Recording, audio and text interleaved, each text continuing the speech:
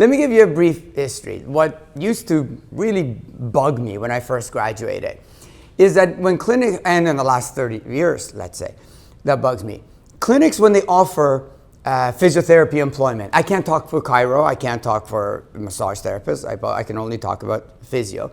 What it was is that they say, physiotherapists wanted must have level 2 or level 3 manual therapy experience, blah, blah, blah.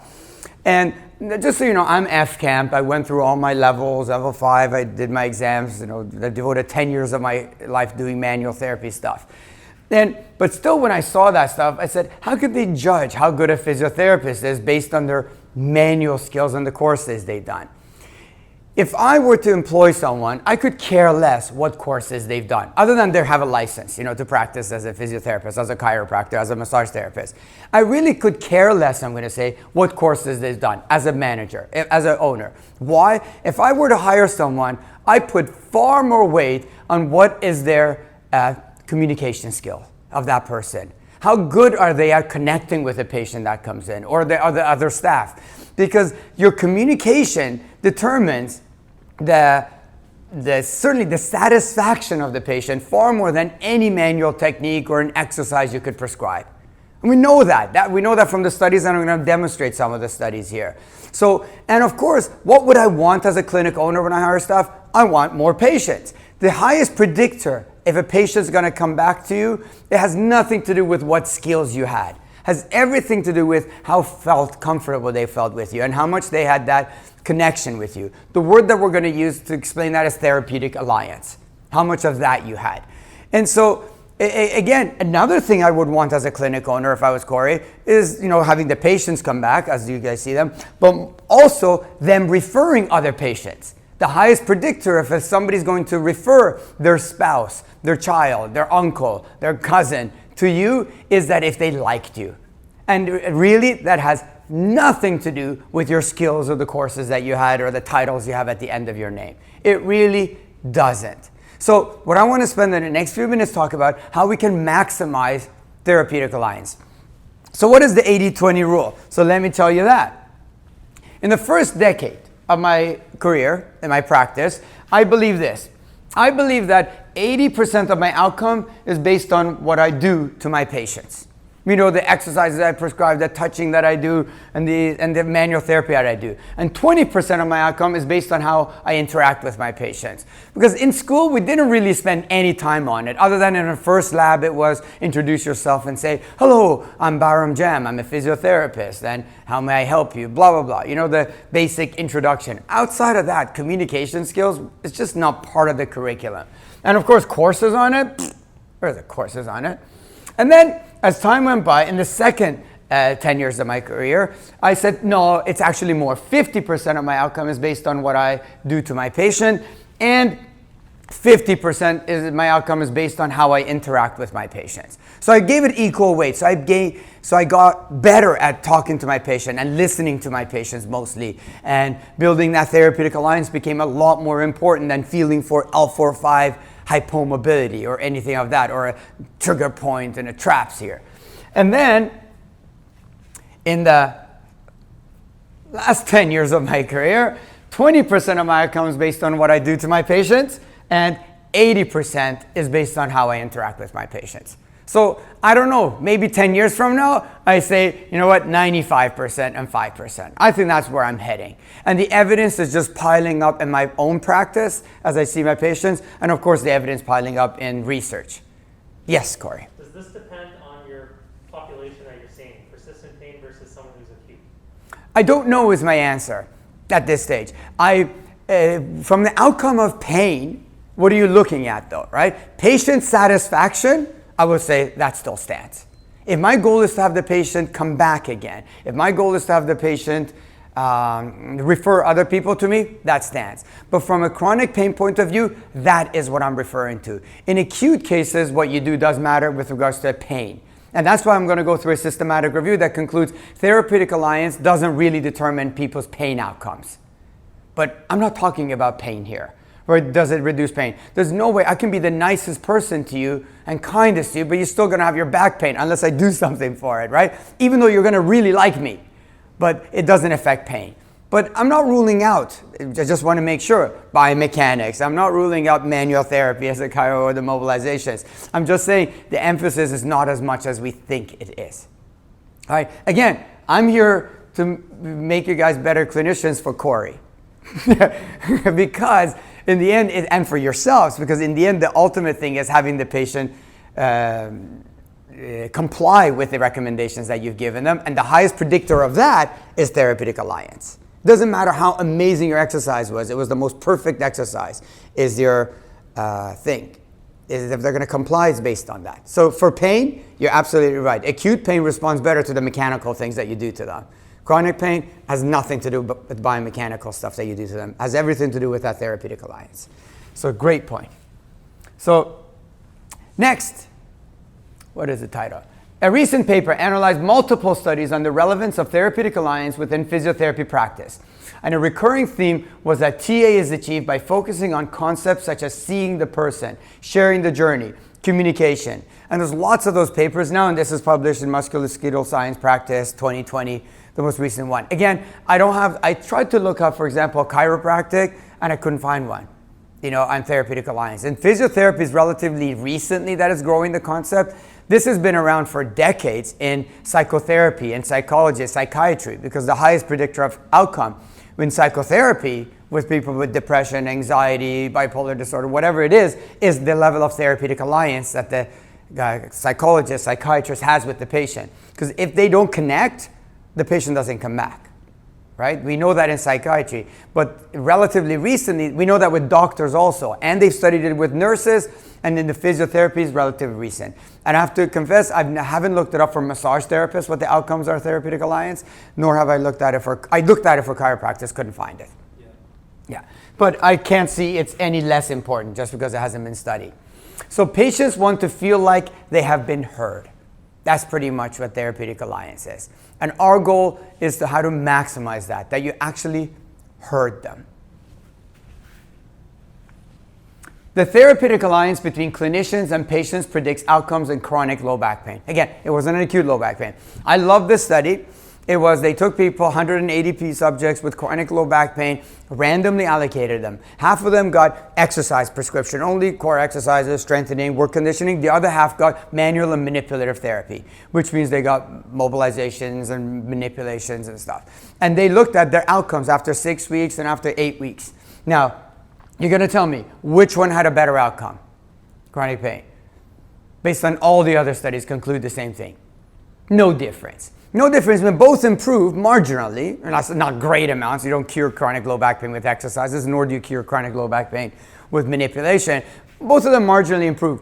But the highest predictor of them improving had nothing to do with which intervention they received. It had to do with the level of therapeutic alliance that they had with the healthcare provider prior to when they were randomized. Yes? So how do you measure that? There's lots of measurements. So there's one called the care measure unit, and I thought about putting it in and I didn't put it into my presentation, but I certainly send it out because I recommend that you do it. CARE, C-A-R-E, it stands for something, and I don't remember the acronym.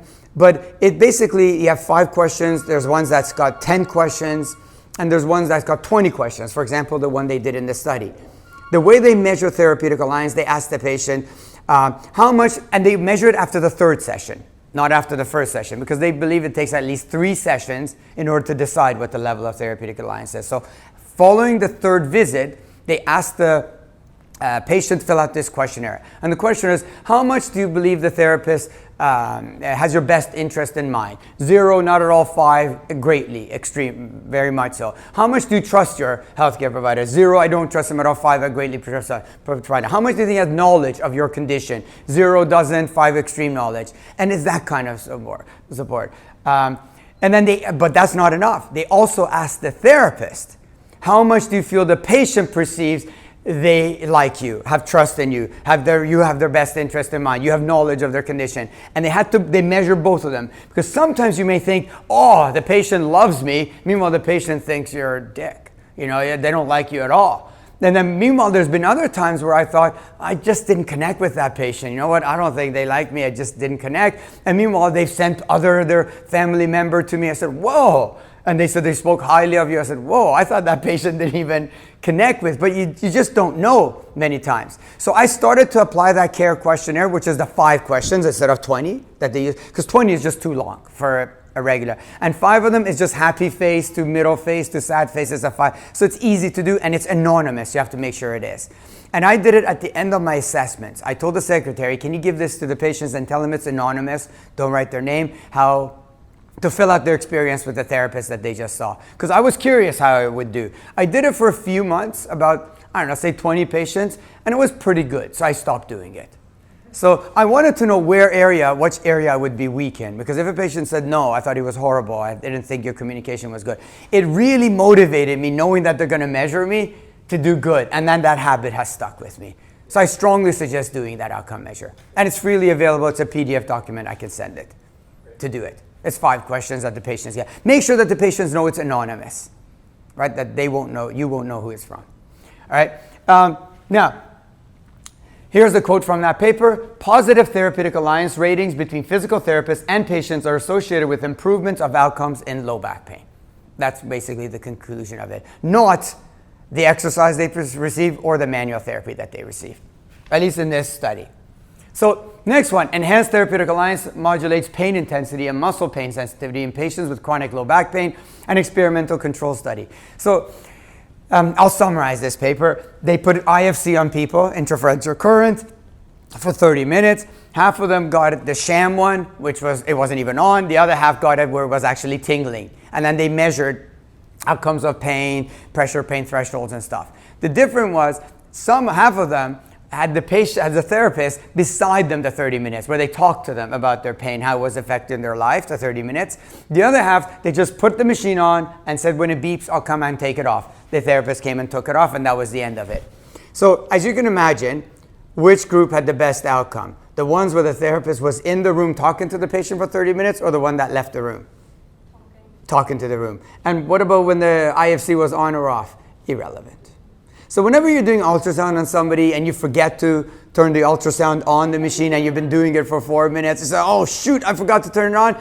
Don't worry about it. As long as you were talking with the patient, you're chit-chatting about how about them Raptors last night, right? The shoulder pain, it must be affecting the way you throw a ball, right? And that's what that matters.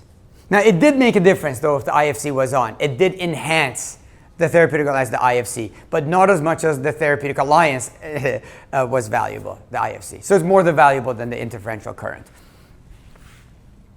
So summary is the context in which physical therapy interventions are offered has the potential to dramatically improve the therapeutic effects, whether it's an ultrasound, whether it's manual therapy, whether it's massage or interferential current, right? Or any exercise. The context is everything. So a 2010 systematic review has concluded, from this review, the alliance between therapist and patient appears to have a positive effect on treatment outcome in physical rehabilitation settings. So that was a 2010 systematic review. However, I can quote another paper, 2018 systematic review concludes that due to low quality studies, existing studies fail to provide evidence of a strong relationship between the therapeutic alliance and pain relief. They took both acute pain, as you were talking about, subacute and chronic, and when you put it all together, it doesn't. But again, our goal is not to say all you need is therapeutic alliance to make the patient better. That's no way that's what I'm saying. But I'm saying it's 80% though, right? 20% is what we do. On its own, it's not enough. If I really care about you and you love me and stuff, they got their mother to love them, but it doesn't help their pain. Right, who loves them unconditionally. You still need something as a prescription, whether it's manual therapy or an exercise. So,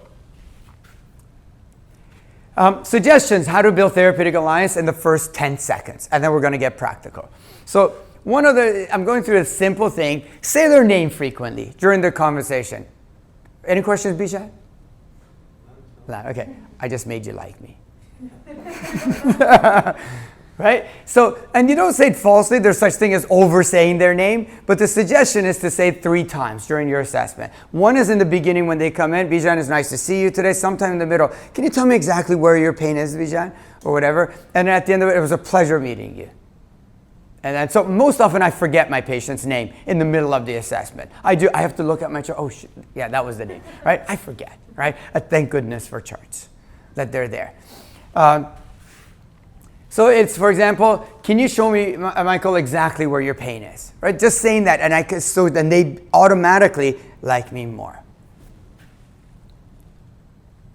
Next one is find out what hobby or activity they enjoy. Frequently ask them of it.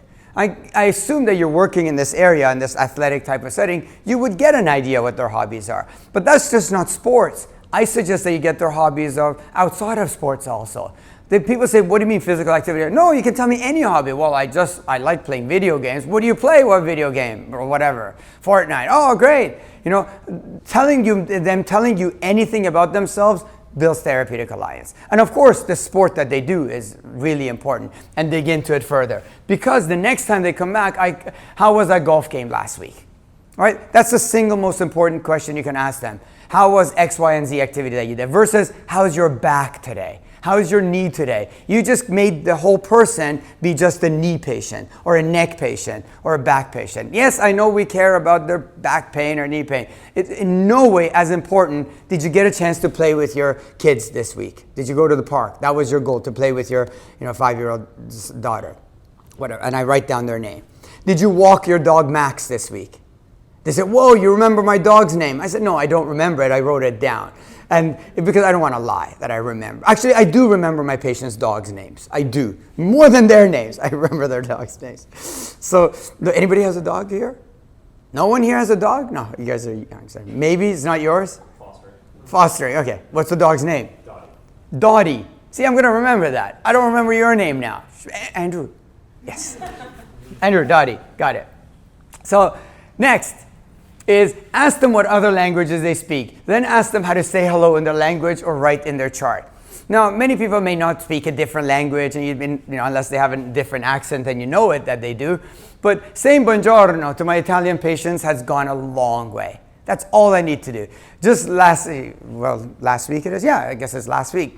Wednesday, I had a patient and she was going to Frankfurt, Germany. Next week, she's telling me how she hasn't traveled, since COVID, and she's been getting on a plane, and her family's in Germany, and she has a thick German accent.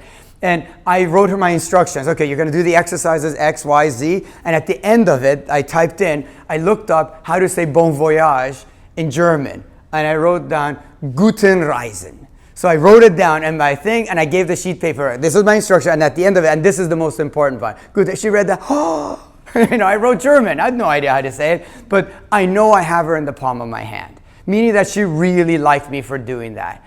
She didn't know I Googled it, went to Google Translate to do it, and it doesn't matter if I did it. I just went out of my way to do it. And I didn't do it to just please her or make her like me, because it just makes my job so much better. Right? I connected with her. She laughed, and I had fun looking up, how do you say, bon voyage in German. It just makes my job better when we focus on building that therapeutic alliance. So I really look forward to seeing her again, and she looks forward to seeing me again. So it's a win-win situation. And of course, she's far more likely to do the things that I recommended her to do in that sheet, just because I wrote that little German set words on her page. Next, have some kind of physical contact with the patient about greeting. This I had pre-COVID, but I got a technique I use right now. I'll teach you guys in a second. Shake their hand, touch their shoulders to guide them to the clinic. I shook patients' hands right now. So now I'm doing an illegal thing. I don't know if it's legal or illegal. Where are your hand sanitizer? In the room? On what wall there? By the door to the left. Oh, it's like that. Oh, you don't have it. Well, you don't have a bottle? No. Oh, but what about in the patient rooms? You don't have. They're all automatic ones. Oh, they're all automatic ones. You don't have a bottle. Well, that screws things up. Because I was about to see what it is. What I do before they leave, I say, "Hold on, I got a trick for you." And I reach out my hand. No, but okay. Well, we can do it. Come here. We'll do it. Where is it? Oh, it's all hidden. No, don't do it now. I wanted to do this. Look, I wanted to do this. No, don't do it now. I shake your hand. No, I'm not going to see. I know, but I would shake her hand. I shake my patient's hands, and then I say, okay, now here we go, and I sanitize it. No, now you've done sanitize it. You did it. So meaning that, and then they laugh because I said, then it's legal. As long as you sanitize your hand immediately after I shake it. So, because it is okay, because I have to have that connection with them. Meanwhile, I've touched their shoulders and their hips and their back and everything. So, I make a joke of it. Joke as in a funny situation. But I have to touch. And then the moment you touch them, of course, you have a better therapeutic alliance with that shaking of the hand. And I don't think it goes against Health Canada if you shake someone's hand, if they sanitize right after. Because then if they touch their face, it's okay. Right? So that's what I recommend. Now, what do I want? Great news. It appears that the paradigm in healthcare providers such as PTs, I assume it's the same in chiros, I assume it is in massage and biomechanics, is gradually shifting from a purely biomedical towards a biopsychosocial model of care. Meaning it's not just about, and the last slide is, it's more important to know what sort of person has a disease than to know what sort of disease a person has. Right? Hippocrates. I don't think you can get a better quote than that. So, but our training is always to find the flaws in our patients that we can fix. That's our job, to find X, Y, and Z wrong with you. Now that's important. You're going to do it, but it's certainly no way as important as knowing who that person is that you're treating, because it builds a connection.